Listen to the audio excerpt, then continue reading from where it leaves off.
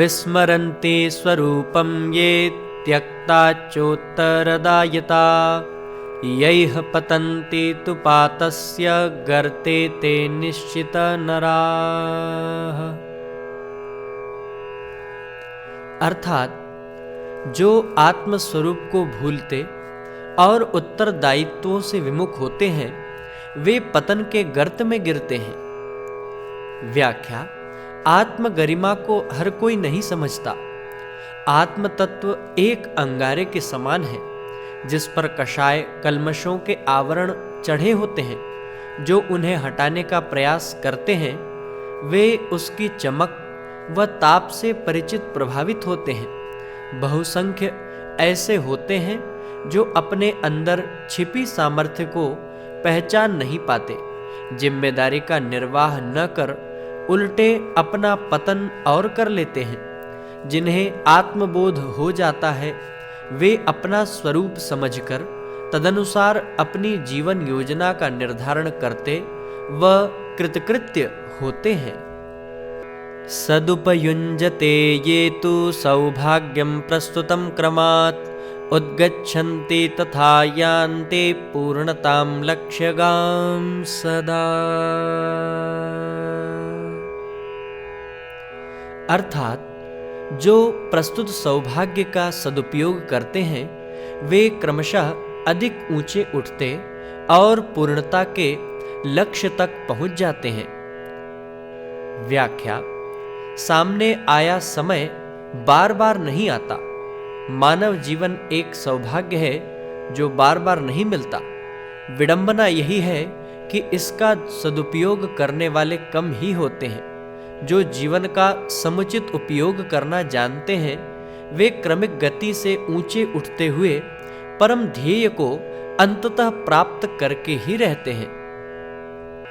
प्रत्यक्षं देवतानूनं जीवनं यत्तु दृश्यते देवानुग्रहरूपं च ये तदाराधयन्ति तु तेऽधिकाः प्राप्नुवन्त्युच्चा उपलब्धिः शनैः शनैः दुरुपयुञ्जते ये ते नरा निघ्नन्ति स्वां गतिम् आत्महन्तार इव च दुर्गतिं प्राप्नुवन्ति ते न हि तान् कश्चिदन्योऽपि समुद्धर्तुं भवेत् प्रभुः।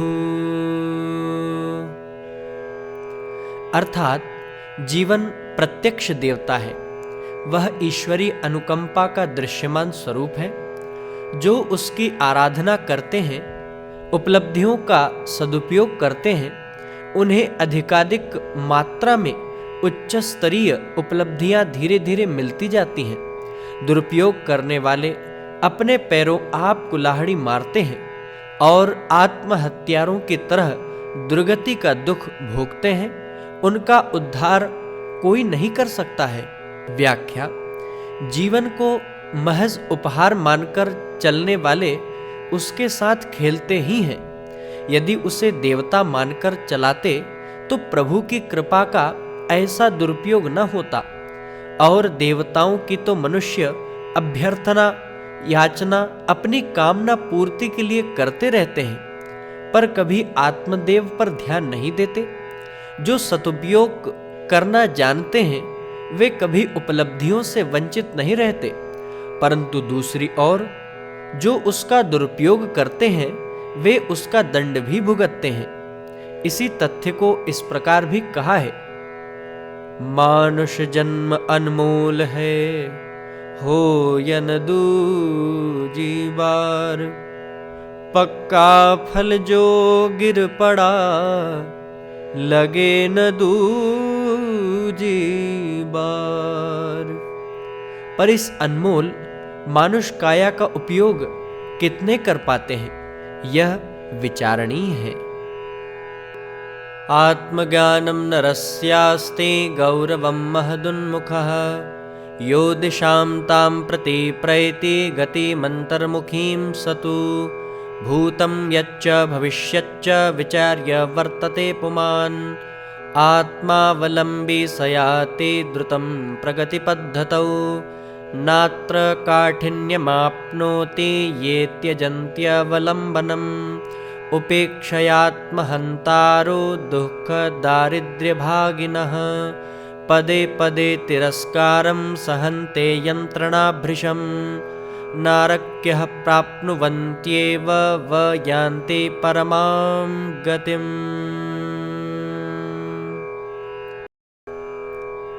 अर्थात आत्मज्ञान ही मनुष्य का सबसे बड़ा गौरव है। जो उस दिशा में उन्मुख होता, अंतर्मुखी बनता, अपने भूत और भविष्य को ध्यान में रखते हुए वर्तमान का निर्धारण करता है, वह आत्मावलंबी मनुष्य प्रगति पथ पर द्रुत गति से बढ़ चलता है। लोग दुख दारिद्र्य के भागी बनते हैं, पद पद पर तिरस्कार सहते हैं और नारकीय यंत्रणाएं भी भुगतते हैं, साथ ही सद्गति को प्राप्त नहीं कर पाते। व्याख्या: मनुष्यों को औरों की अपेक्षा अधिक बुद्धि, विद्या, वैभव, बल, विवेक मिला है। यह बात तो समझ में आती है, किंतु इन शक्तियों का संपूर्ण उपयोग बाह्य जीवन तक ही सीमित रखने में उसने बुद्धिमत्ता से काम नहीं लिया। अर्जित कौशल एवं ज्ञान को उसने मात्र शारीरिक सुखोपभोग तक सीमित रखा है। सारे दुखों का कारण भी यही है कि हम अपने शाश्वत स्वरूप आत्म तत्व को जानने का कभी प्रयास भी नहीं करते। अपने शरीर को भी नहीं पहचान पाए तो इस शरीर का बौद्धिक शक्तियों का क्या सदुपयोग रहा। जो भी व्यक्ति आत्म तत्व का अवलंबन लेने के लिए अपने अंदर की गुफा में झांकता है, उसे अपार वैभव संपदा सामग्री बिखरी हुई दिखाई पड़ती है। आत्मावलंबन का ही चमत्कार है कि मनुष्य अपने विगत के घटनाक्रमों को दृष्टिगत रख भविष्य की योजना बनाता व वर्तमान का निर्धारण सफलतापूर्वक कर पाता है। आत्मावलंबन की उपेक्षा व्यक्ति को कहां से कहां पहुंचा देती है, इसके कई उदाहरण देखने को मिलते हैं। सद्गति का लक्ष्य समीप होते हुए भी वे अपने इस परम पुरुषार्थ की अवहेलना कर पतन के गर्त में भी जा पहुंचते हैं। अहंकार की उत्पत्ति व उसका उद्धत प्रदर्शन इसी आत्म तत्व की उपेक्षा की फलश्रुति है। जय विजय भगवान विष्णु के द्वारपाल थे। उन्हें अपने इस अधिकार पर बड़ा घमंड हो गया। उन्हें इसमें अपना अनादर प्रतीत हुआ कि कोई उनसे पूछे बिना ही वैकुंठाधिपति से मिलने चला जाए। इन द्वारपालों ने अपने अधिकार का दुरुपयोग कर नारायण प्रिया मां लक्ष्मी स्वयं गृहस्वामिनी को भी भीतर जाने से रोक दिया। लक्ष्मी जी शालिनी स्वभाववश मौन रह गईं, पर जिस दिन उन्होंने सनक, सनंदन, सनातन और सनत कुमार जैसे महात्माओं को रोक दिया, तब वे चुप न रहे। उन्होंने दोनों को असुर होने का शाप दे दिया। 3 कल्पों में उन्हें हिरण्याक्ष, हिरण्यकश्यपु, रावण, कुंभकर्ण एवं शिशुपाल दुर्योधन के रूप में जन्म लेना पड़ा। संतों को तो उन्हें निरअहंकारिता का पाठ पढ़ाना था। वैकुंठवासी होने के नाते स्वयं में पूर्णता मानकर अपने आप को पतन के भय से मुक्त मान लेना किसी के लिए भी पराभव का कारण बन सकता है। निष्कर्ष यही है, जब स्वर्ग में बैठा एक उच्च पदाधिकारी भी इस दुर्बलता के कारण रावण आदि असुर योनि को प्राप्त होता है, तो फिर मर्त्यलोक का प्राणी यह कैसे मान लेता है कि वह आत्मा की उपेक्षा कर प्रगति कर सकता है। आत्मज्ञान की प्राप्ति का पथ एक ऐसा पथ है जिस पर एक बार कदम रखते ही मनुष्य कभी लौटने का विचार नहीं करता। पग रखने भर से होने वाली अनुभूति उसे अनिर्वचनीय आनंद की प्राप्ति करा देती है। यह एक ऐसी पारसमणि है जो अंदर से बाहर तक मनुष्य को स्वर्णयुक्त बना देती है। भौतिकी ही सुविधा प्रादान मनुष्येभ्यः प्रभु स्वयं दिव्यानां च विभूतीनां निधिं वपुषि दत्तवान् किन्तु कार्यमिदं तस्याधीनं च कृतवान् प्रभु यद्विवेकयुतां बुद्धिं स्वतन्त्रां परिदर्शयेत् उपयोगं साधनानां दुरुपयोगमथाश्रयन् सहभाग स्वर्गधाराया नारक्या वापि संभवेत्। अर्थात ईश्वर ने मनुष्य को भौतिक सुविधाओं का बाहुल्य प्रदान किया, भीतर दिव्य विभूतियों का भंडार भी भर दिया, पर इतना काम उसे ही सौंपा कि स्वतंत्र विवेक बुद्धि का परिचय दे और साधनों का सदुपयोग या दुरुपयोग करके स्वर्ग या नरक की दिशा धारा का सहभागी बने। व्याख्या: मनुष्य में ये दो विशेषताएं एक साथ पाई जाती हैं। पहली, बाह्य जगत में प्रचुर मात्रा में उपयोग हेतु सुख साधन, प्रतिकूल को भी अनुकूल बना सकने योग्य सामर्थ्य, तथा दूसरी, अंतः जगत में देवताओं को भी अप्राप्य आत्मिक संपदा जो उपयुक्त होने पर उसे ऋषि, देव मानव, महामानव स्तर का बनाती है। सृष्टि में अन्य ऐसा कोई भी जीवधारी नहीं जिसमें इन दोनों का समन्वय हो। इसे सृष्टा का पक्षपात नहीं कहेंगे, क्योंकि उसने इसके साथ एक उत्तरदायित्व उसी के ऊपर छोड़ दिया है कि वह अपनी विवेक शक्ति, दूरदर्शिता का उपयोग कर इन साधनों को किस सीमा तक किसी प्रयोजन विशेष में लगा पाता है। इस विवेक शक्ति का जागरण जिसमें जितनी मात्रा में हुआ, समझना चाहिए वह उतना ही आध्यात्मिक होता चला गया। सदुपयोग ही स्वर्ग को ले जाने वाली तथा दुरुपयोग ही नरक की ओर ले जाने वाली पगडंडी है। विधाता ने तो मानव को यही सोचकर भेजा है कि वह पृथ्वी पर अन्य जीवधारियों से अलग अपनी दिशा धारा चयन करेगा और श्रेय पक्ष की ओर बढ़कर सबका कल्याण करेगा, पर उसे भी वर्तमान स्थिति देखकर निराशा ही होती होगी। प्रजापति ब्रह्मा ने वृक्ष बनाए, वनस्पतियां बनाई, छोटे छोटे जीव जंतु भी बनाए, बड़े बड़े जीवधारी बनाए, पशु और पक्षी बनाए, और जब देखा कि इनमें से एक भी सृष्टि को व्यवस्थित रख सकने में समर्थ नहीं है, हर जीव खुदगर्ज साबित हुआ, तब विधाता ने संपूर्ण प्रतिभा और ज्ञान संपन्न मनुष्य का निर्माण किया। मनुष्य को अपने समान क्षमतावान देखकर विधाता की चिंता दूर हो गई। सृष्टि की व्यवस्था मनुष्य को सौंपकर उन्होंने अपनी थकावट मिटाने के लिए लेट लगाई और शयन करने लगे। 1000 वर्ष की नींद टूटी तो विधाता ने देखा द्वार पर जीव जंतुओं की भारी भीड़ जमा है। विधाता को जगाने और अपनी शिकायत पेश करने के लिए सब किवाड़ खटखटा रहे थे, नारे लगा रहे थे। चकित विधाता दरवाजा खोलकर बाहर निकले और जीव जंतुओं से उनके दुख का कारण पूछा। जीवों के प्रमुख प्रतिनिधियों ने बताया, भगवन, आपने मनुष्य को बनाया था सृष्टि की व्यवस्था के लिए, पर यह तो हम सबको ही सताए जा रहा है और नष्ट किए डाल रहा है। सृष्टि का सौंदर्य नष्ट होता देखकर विधाता बहुत चिंतित हुए और बोले, बच्चा, दुख मत करो। मनुष्य ने अपनी सद्बुद्धि को दुर्बुद्धि में बदलकर आप लोगों का उतना अहित नहीं किया जितना स्वयं का पतन किया है। जाओ, कुछ दिन और प्रतीक्षा करो, एक दिन उसकी यह दुर्बुद्धि ही उसे पशुवत जीवन में ले जाएगी।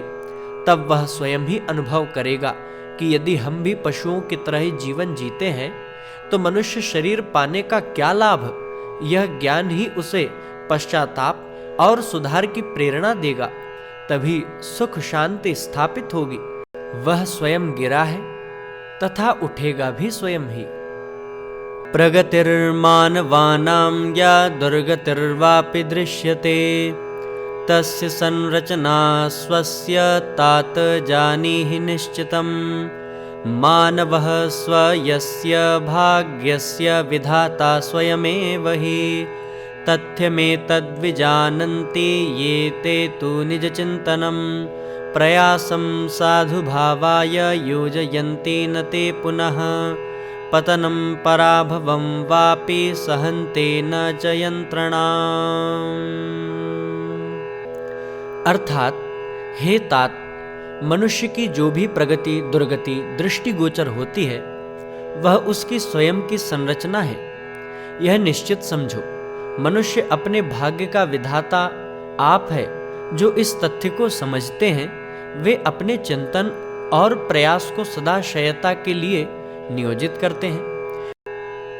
ऐसे लोगों में से किसी को भी पतन पराभव की यंत्रणा नहीं सहनी पड़ती। व्याख्या: आत्मज्ञान की सबसे बड़ी उपलब्धि है यह बोध हो जाना कि हम अपने आप में सर्वसमर्थ शक्तिमान सत्ता हैं। वह अपना भविष्य स्वयं बना सकते हैं। सृष्टा का यही तो सबसे बड़ा अनुदान है। पुरुषार्थी आत्मबल संपन्न व्यक्ति कभी भाग्य के भरोसे बैठे नहीं करते, इसलिए वे हमेशा अपने चिंतन और प्रयासों को उत्कृष्टता से जोड़कर अपनी परिस्थितियां स्वयं विनिर्मित करते हैं। भाग्यवादी तो इसी प्रतीक्षा में अवसर गंवाते चले जाते हैं कि उपयुक्त परिस्थितियां हों व बिना श्रम प्रयास के सब अनुकूल होता चला जाए। शास्त्रों में लिखा है, कलिहि शयानो भवति संहिजानस्तु द्वापरः उत्तिष्ठन् त्रेता भवति कृतं संपद्यते चरन् चरैवेति चरैवेति। अर्थात सोते रहना ही कलयुग है, जागरणोपरांत जम्हाई लेना द्वापर है, उठ पड़ना ही त्रेता है और उठकर अपने लक्ष्य के लिए गतिशील हो जाना ही सतयुग है। अतएव लक्ष्य प्राप्ति के लिए सदैव चलते रहो, आगे बढ़ते रहो। वयं यद् ब्रह्म तत्त्वस्य मुने कुर्मो वगाहनं न विवेच्यो विराट् तत्र परमे तद्वेह्यत्। मानवानामन्तराले सत्ता या विद्यते प्रभोः तस्या महामहत्तां तु कथं ज्ञातुं क्षमा वयं।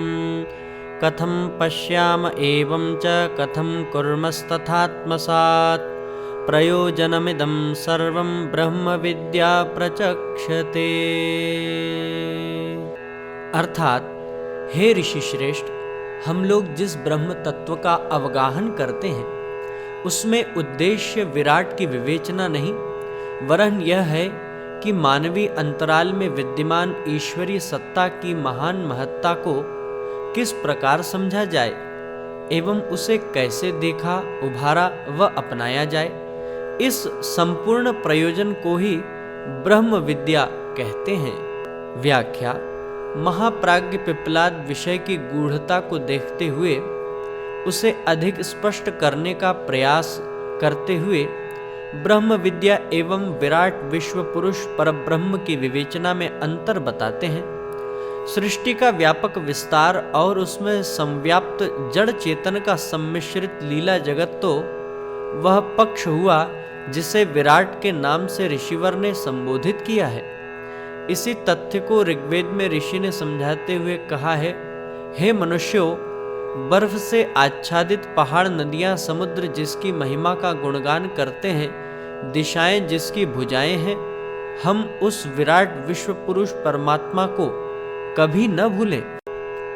ब्रह्म विद्या वह विज्ञान है जिसके अंतर्गत परमपिता के अंश रूप में विद्यमान अपने अंदर अवस्थित सत्ता की महत्ता को समझा, उभारा एवं विकसित किया जाता है। उपासना ईश्वर के इसी रूप की जाती है। परब्रह्म तो अचिंत्य अगोचर है। उसके क्रियाकलापों को जड़ चेतन में गतिविधियों तथा सृष्टि विज्ञान के विभिन्न स्वरूपों में देखा जा सकता है, पर जिस ईश्वर परमात्मा भगवान इष्ट की उपासना साधना अभ्यर्थना करने की चर्चा की जाती है वह तो मनुष्य के अंदर ही बीज रूप में विद्यमान है। इसे पहचान कर आच्छादित आवरणों को हटाकर जो विकसित कर लेता है वह महामानव देवदूत ऋषि स्तर तक जा पहुंचता है। रिद्धि सिद्धियां इसी आत्मतत्व के अनुदान रूप में बरसती हैं, कहीं बाहर से नहीं टपकती। भगवान श्री कृष्ण ने गीता के मोक्ष संन्यास योग विषयक अध्याय में इस गुह्य ज्ञान को और भी अधिक अच्छी तरह स्पष्ट किया है। ईश्वरः सर्वभूतानां हृद्देशे अर्जुन तिष्ठति। इस प्रकार कहते हुए भगवान अर्जुन को समझाते हैं, हे अर्जुन, यंत्र पर आरूढ़ हुए के समान सब भूतों को अपनी शक्ति से घुमाता हुआ ईश्वर सब जीवधारियों के हृदय में वास करता है। हे भरतपुत्र, तू उसी ईश्वर की शरण में समर्पित हो जा। उसके प्रसाद से तुझे परम शांति और शाश्वत आनंद मिलेगा। यह गुह्य ज्ञान मैंने तुझे कहा है, इस पर अच्छी तरह विचार कर। मीरा, चैतन्य महाप्रभु, रैदास तथा कबीर आदि संतों महामानवों ने अपने इसी ईश्वर की तो पूजा की है। उनकी साधना उपासना अंतर जगत में विराजमान ईश्वर की थी, प्रतीक उसका कुछ भी हो। यह ब्रह्म विद्या की साधना किस व्यक्ति को कितना ऊंचा उठा सकी, यह इसी पर निर्भर करता है कि किसने आत्म तत्व को समझने का प्रयास किया व उसे विकसित किया। सुविधा संपदा पूर्णम जगदे तत्तु भौतिकम, संपदि भरात्मिकम तृप्ते तुष्टे शांतिभिराप्लुतम। सुविधा साधनेष्वेव रमन्ते मंदबुद्धयः, यथा क्रीडनकैर्बालास्तथा ते सन्ति निश्चितम्। आध्यात्मिकस्य जगतः स्वर्ग्यां प्राप्तुं तु संपदां, रुचिर्येषां महाभाग्या धन्यं तेषां हि जीवनम्। अर्थात भौतिक जगत में सुविधा सामग्री भरी पड़ी है। जो आत्मिक क्षेत्र तृप्ति तुष्टि और शांति रूपी संपदा से संपन्न है, जो व्यक्ति सुविधा साधनाओं में रमते हैं, वे खिलौनों से खेलने वाले बालकों की तरह मंदबुद्धि हैं। जिन्हें आत्मिक जगत की स्वर्गीय संपदा को प्राप्त करने में रुचि है, उन्हें बड़भागी कहा जाना चाहिए। उन्हीं का मानव जीवन धन्य है। व्याख्या: मनुष्य को बाह्य जगत में भौतिक उपलब्धियां मिली हैं, तो अंतः जगत में चेतन शक्ति प्रवाह के रूप में आत्मिक संपदा भी। अज्ञानवश मनुष्य भौतिक उपलब्धियों को ही उन्नति सफलता का प्रतीक मान लेता है। मनुष्य शरीर बल, बुद्धि, धन, वैभव, यश, ऐश्वर्य, पद, प्रतिष्ठा के क्षेत्र में भले ही हिमालय की तरह ऊंचा व सागर की तरह गहरा क्यों न हो, आत्मसंपदा के अभाव में वह निम्न कोटि का ही जीवन जिएगा। सुख तो होंगे पर शांति नहीं होगी, साधन तो होंगे पर तृप्ति नहीं होगी। भौतिक जगत की मृग मरीचिका आत्मा की प्यास को कभी बुझा नहीं सकती। ऐसी बात नहीं कि जीवन में भौतिक पदार्थों का कोई मूल्य ही नहीं। निर्वाह हेतु कुछ सीमा तक वे आवश्यक तो हैं, पर दिग्भ्रांत मनुष्य साधनों को ही साध्य मानकर उनमें भटक जाते हैं। वस्तुतः जीवन में दोनों का ही समुचित समन्वय करना पड़ता है। एक चित्रकार अपनी रचना में कला एवं सौंदर्य का समावेश कर ही उसे सर्वश्रेष्ठ बना पाता है। भौतिक जगत यदि कला है तो आत्मिक जगत सौंदर्य। पहला पक्ष तो वहाँ एक जरूरी है, जहाँ तक शरीर निर्वाह के लिए साधनों की आवश्यकता है।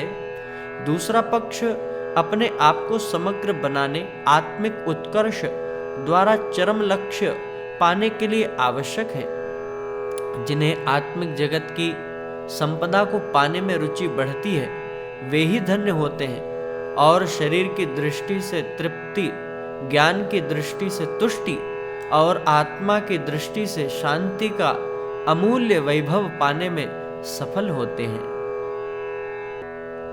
बहिर्मुखाः जनाः सर्वे भ्रमजालेषु पाशिताः, अंतर्मुखाश्च तथ्यज्ञाः सत्यं श्रेयः श्रयन्त्यलम्।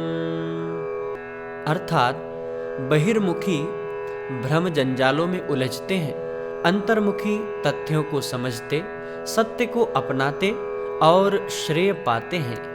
व्याख्या: जैसा कि पहले ऋषि श्रेष्ठ ने स्पष्ट किया है, भौतिक जगत और आत्मिक जगत दोनों ही क्षेत्रों में समुचित समन्वय स्थापित कर मनुष्य आत्मोत्थान का पथ प्रशस्त कर सकता है, परंतु ऐसे व्यक्ति जो बाह्य आकर्षणों से विरत हों, अपने आप को आत्मिक पुरुषार्थ में नियोजित कर दें, कम ही होते हैं। इसी आधार पर वे बहिर्मुखी और अंतर्मुखी दो समूहों में जन समुदाय को विभाजित करते हैं। पहले भटकते हैं, दूसरे राह खोजते हैं व अनेक को राह दिखाते हैं। अगर आपको हमारी यह वीडियो पसंद आई हो तो कृपया इसे लाइक, शेयर व कमेंट अवश्य करें। साथ ही हमारे YouTube चैनल ऋषि चिंतन को सब्सक्राइब भी करें। साथ ही बेल आइकन को भी प्रेस कर दें ताकि आने वाली सभी वीडियोस की नोटिफिकेशंस आपको मिलती रहें। धन्यवाद।